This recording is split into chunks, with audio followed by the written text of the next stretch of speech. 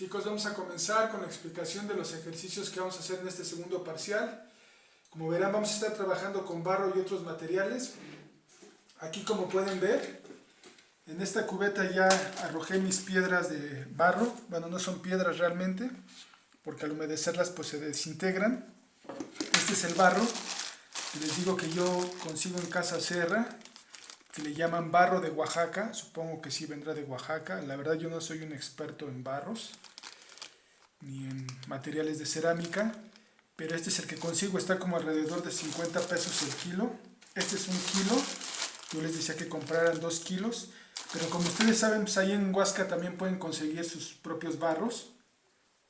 Esos vienen en polvo, esos son muy fáciles de preparar. Estas piedras hay que meterlas en un recipiente y más o menos echarle la mitad de su volumen de agua. Si son 2 kilos, echarle 1 litro de agua. Si son 4 kilos, echarle 2 litros de agua. O sea, la mitad de agua del peso que pueda tener esto. Un aproximado. Por ejemplo, este que ya preparé aquí, pues se me pasó un poco. Pero les digo, es bien difícil que quede a la primera y que le calcules. Miren, este que tengo acá, como ven, este está todavía mal porque está pegajoso. Eso es un indicativo de que tiene mucha agua. Si se te pega, pues es que está mal, ¿no? Lo correcto es que, pues que no se pegue, ¿no? Que lo toques y que ya no se pegue. Entonces en ese punto es el punto que ya está más o menos correcto para que puedas trabajarlo. Con el paso de los minutos o de las horas, mientras vas trabajando, se empieza a deshidratar y se empieza a poner duro.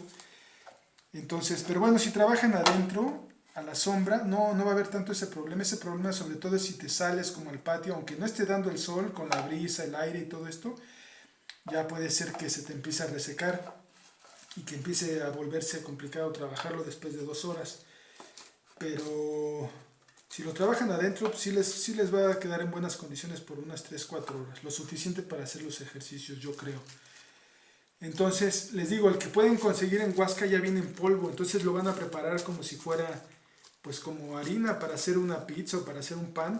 Hacen una montaña, le hacen un hueco en medio, le vacían agua, poco a poco empiezan a incorporar hacia adentro, empiezan a dejar caer como el barro hacia adentro, lo empiezan a amasar, y si les falta lo vuelven a hacer. Entonces ese es más fácil porque ustedes lo van controlando poco a poco. Les puede quedar listo en 15 minutos.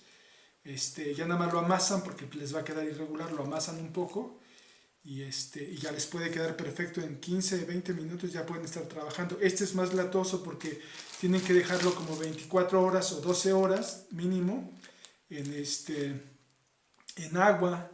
Y entonces ahí ya se van a dar cuenta que va a haber unas partes muy flojas, otras muy duras, lo tienen que amasar, dejarlo reposar otras 12 horas y volverlo a amasar. Pero bueno, es un poco más complicado de preparar este barro de Oaxaca, que es este como amarillito, pero la verdad es que es mucho mejor porque viene extremadamente fino el polvo y al final te puede dar como mucha plasticidad el material, parece casi plastilina pues, entonces es muy dúctil. En cambio el barro de Oaxaca y ese pues es un poco más, como las piedras no son tan finas, el polvillo no es tan fino, pues no te permite como estirarlo tanto, ¿no? Que tenga como una especie como de cierta elasticidad, es más quebradizo, digámoslo.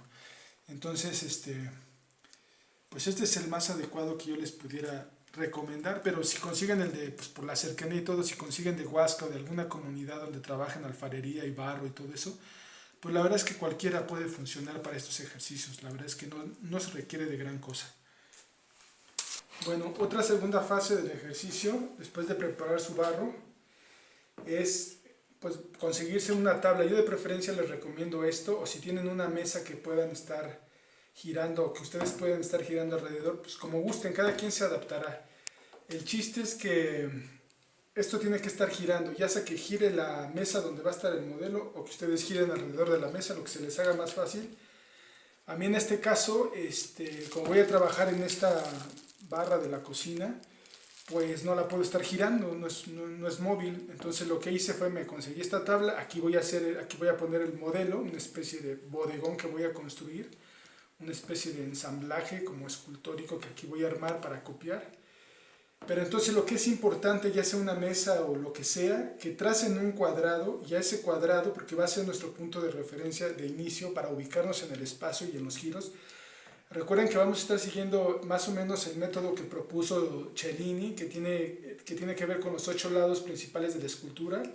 que la verdad es muy práctico a la hora de copiar algo y creo que no hacen falta como verlo de miles de lados.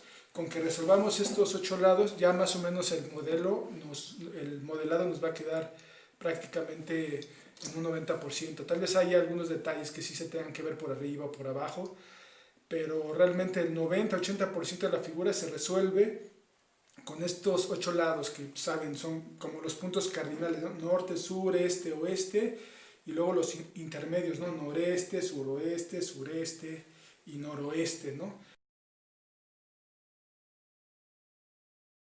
Con esos 8 lados, con esas 8 direcciones, ya tenemos más que suficiente para poder copiar bien una imagen, ¿no? Entonces, como para no estarnos perdiendo y estar siempre bien ubicados, también la tabla donde van a hacer ustedes su modelado en barro, esta de abajo, recuerden, es para su figura, la figura que van a copiar.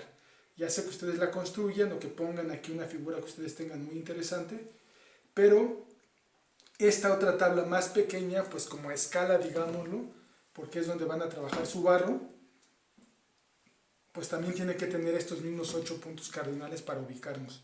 Ya después ahorita les voy a explicar por qué, pero de entrada les digo que vayan preparando esto. Tienen que dibujarle un cuadro, o si ya la tabla viene en forma de cuadro, bueno, no importa, ¿no? Pero si no, si su tabla es rectangular o lo que sea, bueno, pues pueden trazarle un cuadrado con los 8 puntos cardinales, ¿no? Bueno, entonces como otro siguiente paso sería construir su modelo. En este caso, si no tienen algo muy complejo, pues ustedes se lo pueden construir como sumando objetos, ¿no? En este caso empecé a sumar todos estos objetos. También al decir complejo me refiero a que las cosas no estén como todas en la misma dirección, que no sean todas verticales, todas horizontales, o una composición simétrica, ¿no? Entonces aquí lo que intenté fue poner objetos que vayan, sus ejes vayan en diferentes direcciones todos, para hacer más o menos una composición un poco compleja.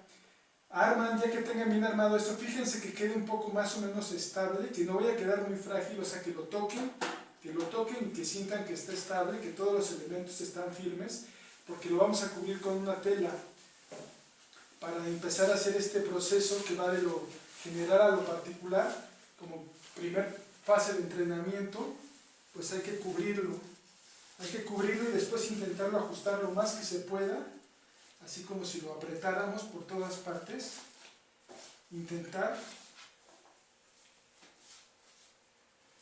como si fuera una membrana que lo cubre, como si le hubiera caído una especie de membrana,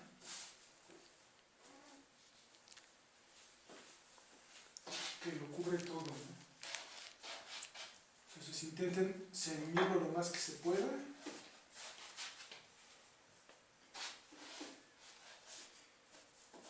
Y una vez que tengamos esto, ya podemos empezar el ejercicio como de interpretación de estas formas. Bueno, en esta siguiente etapa, lo que tenemos que hacer, como les muestro en la imagen,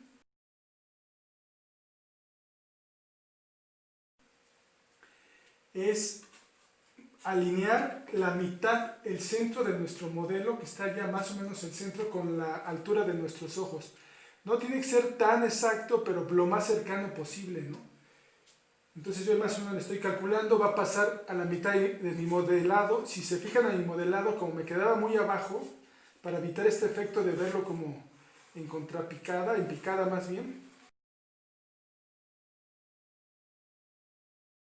pues le tuve que poner algo aquí abajo, le tuve que poner un aumento. Ustedes le pueden poner libros o el objeto que encuentren en su casa, una cajita, lo que sea, para acomodárselo que les quede pues a la altura del pecho más o menos, ¿no? Para que puedan modelarlo de una mejor manera.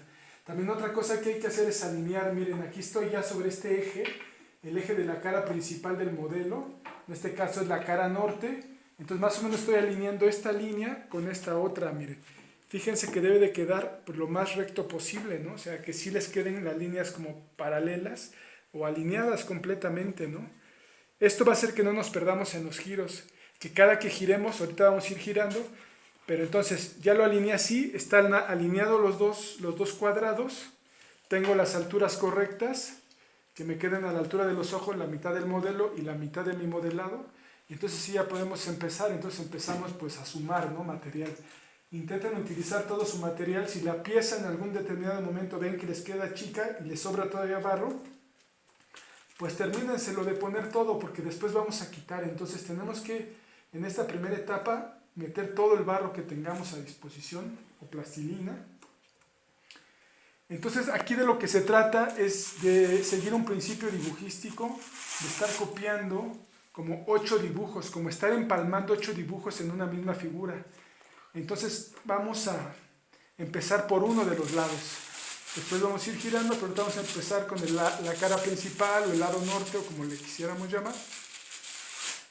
Y empezamos a copiar. De lo que se trata es como de que los perfiles queden exactamente iguales. Ahorita no podemos comprobar la profundidad, solo vamos a trabajar perfiles como si fuera una cuestión de dibujo.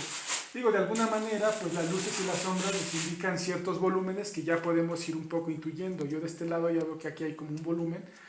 Bueno, pero hasta que no dé el giro, un giro lateral, pues no me voy a dar cuenta de qué tan profundo es, ¿no? Nada más vamos a hacer como indicaciones, como de ciertas zonas, ¿no? O sea, esto no necesariamente, este cuadrado no tiene que ser necesariamente una escala. Tal vez tengan el material suficiente como para que este cuadrado fuera como la escala, ¿no? Entonces, si ahí llega hasta el borde, pues acá llegaría hasta el borde, si acá también, pues sí. Pero a lo mejor su material no les va a alcanzar para hacerlo como a una escala en base a este cuadrado. Estas cosas nada más son direcciones, ¿no? Son direcciones para no perdernos en los giros. Y nada más, no es tanto como para sacar una escala, que bueno, si tienen el material suficiente lo podrían hacer escala, pero de momento no, nada más es como para determinar los giros y no perdernos en los giros.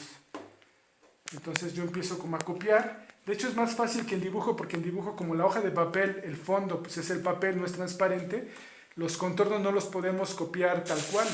Pero aquí la verdad, con que alineemos nuestra mirada así, que pongamos nuestro ojo a cierta distancia, podemos copiar perfectamente el perfil y saber dónde nos falta y dónde no nos falta.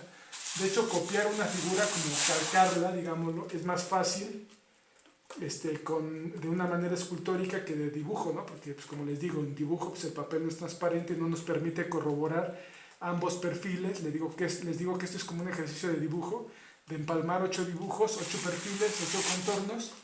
Entonces aquí es mucho más fácil ubicar, nada más te agachas un poquito, te alineas bien y te das cuenta dónde te falta materia, ¿no? Para hacer el perfil, ¿no?